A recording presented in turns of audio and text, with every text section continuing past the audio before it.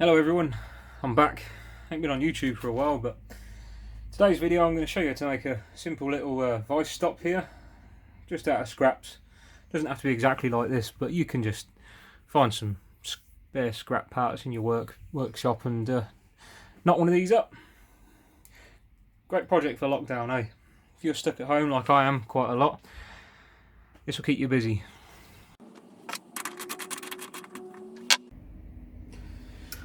As you can see, I've made a stop for the lathe, so now when I'm turning diameters and I want a decent shoulder, I can just go into roughly where I want it to be, set it, I can do all my roughing out, and then when it comes to finishing it I can just move the stop, take a cut down the face and we're away. So this lathe now runs on a 3-phase motor because the original Chinese ones are pretty rubbish. Done my own toothed belt drive system. 2 gears, it's got high and low, one for parting off and one for plain turning.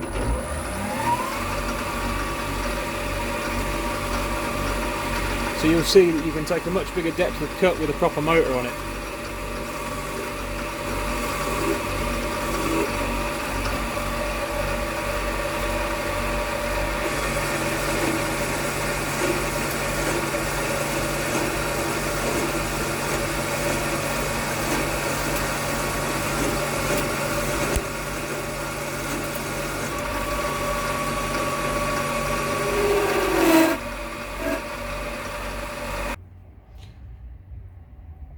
So as you can see, the surface finish is pretty good. It's all being cut with a tiny little carbide insert. They look like this. So these are my tough ones. I've got the almost like DNMG style carbide tips as well. They're a bit pointier, but for this job, roughing out, this tool makes the best job of it. Not ideal spanner. I'll have to make one day to fit. But undo the little clamp bolt. It's got this. This is a cam. Just forces out this little plunger here. It's not sprung back, but it's good for what I need. Here's a little tool holders. They're just made out of mild steel. It's been hardened and blacked with oil. Just enough room.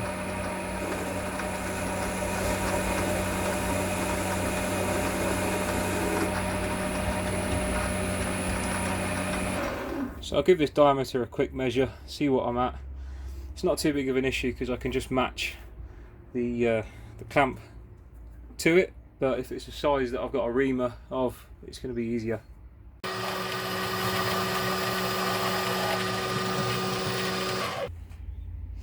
So let's have a look at what size this is.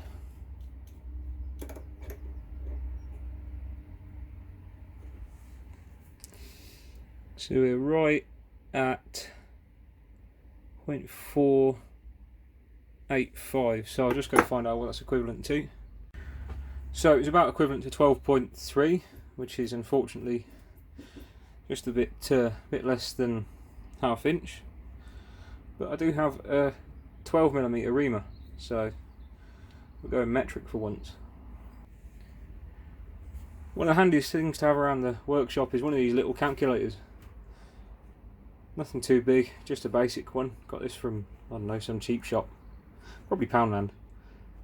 Just great for bashing in numbers, working out, because I work between metric and imperial a lot, so works great. So we'll go with 12 divided by 25. So we're turning to 0.472. Not too critical, but close enough. So we've got 6 thou to come off.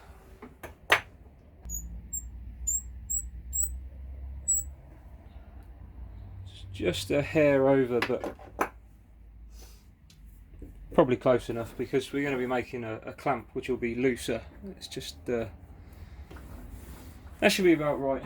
I'll run a bit of what's this, wet and dry across it, just polish it up. As you can see, it's turned out alright. That quite a good finish. So now we're going to have to work out a way to attach it onto this plate. So I'm thinking of just machining this down to a size drilling a hole, reaming it in here, leaving a small part of it as a press fit, and then just plug welding it from the bottom. Just machine it off flat on the bottom with a fly cutter or something, and I reckon we'll be well away. So I've got the hole marked out, just centre punched. It's going to be accurate enough just to locate a centre drill in that. Really I don't want this finish, I want a decent finish on this. I've been practicing with a fly cutter with the mocked up power feed I've got. I'll do a video on that in the future if it turns out alright. See, the finish is absolutely beautiful, and this is just with a high speed steel. It's just a ground up centre drill, a little fly cutter I'll show you in a minute. Obviously I need a parallel, and this bit that I fly cutted yesterday, it's absolutely ideal. Happy with that. Good enough for a little fly stop. So I just thought this was worth a mention. It's a real rough and ready ER collet sort of holder. Screws onto my bench. Could really do with a little gusset here, but you can really tighten up your collets, so you get them good and in there. Stuff's not going to move about on you. It's a lot more rigid. Also makes it easier when you're trying to swap stuff out. So I'll put the fly cutter in and I'll show you what it's all about. So here's the fly cutter, dead simple. It's a disc, what must be just over 3/4 inch thick, coming on an inch thick almost, give or take. Just got this little centre drill that's been ground up. It's got relief in that direction and in, well, I suppose the wrong direction there, but it doesn't matter. There's relief on the bottom when you're cutting like that. So there's a little radius on the end, nothing major. Just takes the edge off of it. Doesn't hit into the work so bad. And it's all just held in with a grub screw. I should imagine by the looks of it, this one's been turned out of a solid piece of steel. Have made these in the past where you just machine this up, make a hole, shrink fit a piece into it. You could put a bolt in the bottom if you really wanted. Bigger this piece of steel is on a mini mill, the better you cut, more weight to it. It's just going to sort of stop it being disturbed by the actual cutter hitting the work. It's got a lot more inertia, I suppose you'd call it. But yeah, this one's just turned out with a solid block. So this has made life a lot easier, this little holder. Could have been machined out of solid, didn't have any, couldn't get hold of any, no money, nothing. So this little concoction I'll have to do. Works though. So it's actually taken a lot of faffing around to get you in at this angle, but it's ideal. So I'm just going to show you how I touch this off. I've already stoned the cutter just to put a fresh edge on it. See, the better the edge, the better the finish. We'll lock the head off. I'm just going to use the quill. No fine feed on. Just bring it right down ever so gently till it touches. And now I've got a little digital readout on the Z. You could just, I don't know. You could put it close, take it away a little bit and move it down, but I'm just showing you how I do it. So just bring it into the middle of the work, just so it's going to clear all of it with the cutter. Now I'm quite lucky to have a little power feed I've knocked up, like I say, future video. If you don't have that, it's just going to be a steady cut, but the idea is that you just take the bare minimum off per time, and it's just a very light skim, which is also ideal because I don't want to lose too much thickness on this piece of steel. So let's have a look. We'll take off 0.15. It's probably enough, I don't know. So my video died halfway through the cut, but I'll still get to show you it. Not enough storage space. I need to go through and delete some photos. Finish is great. Could do with just a little skim pass as the pitting on the metal. Just a little bit deeper than 0.1. So I'll just take another, I don't know, 0.02. I'll be back with you. So here's what another .02 looks like. It doesn't look like it's taken a cut off the back of the cutter. So my head obviously isn't very well trammed, but yeah. We'll lift it. Normally I'd let it run on, just in case the back end was taking a bit of a cut as well, but obviously if it's not, there's no point. As you can see, you can barely tell that that's been milled. I mean, it's such a perfect finish. Love to have a surface plate to test how flat it was. So up until recently, I never had much experience with fly cutters. I hadn't used them much, even at my old place of work. I mean, they only came out when we were doing a cylinder head. So, but for the home workshop, they really are just, I can't get my file in. They really are just magnificent. I mean, that finish is amazing. That's better than anything you can do with an end mill. Can't knock that.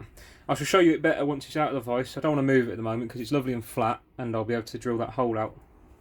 So to centre drill, I like these for the milling machine. So because of the profile of this one as well, you can see sort of like it's a V shape where it's been ground. You can really line it up well, so you can turn it that direction and that direction. Get it absolutely spot on. So I'm happy enough with that. Lock everything off, and we'll just bring it in. There we go, nice little start. So the idea is we'll just pilot drill it with this one. I've got this drill bit knocking about here. It's a 12.65, I don't know, it's probably an Imperial drill actually. Can't read it though, it's that knackered. But it'll probably cut to about 12.7, so that leaves 0.3 to ream, which is ideal.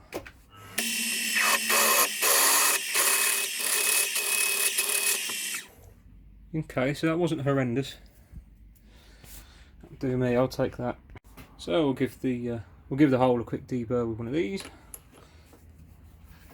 Because obviously when I turn the part to press into it, there's going to be a radius from the cutting tip.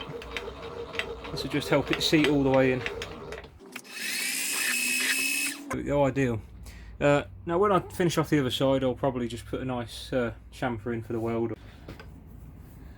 So I'm quite fortunate, I've got these Morse taper sleeves, so I should just be able to fit this directly into the spindle.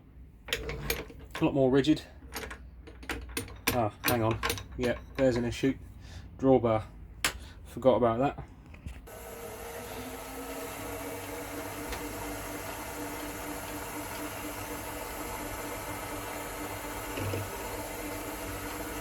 Third time's a charm.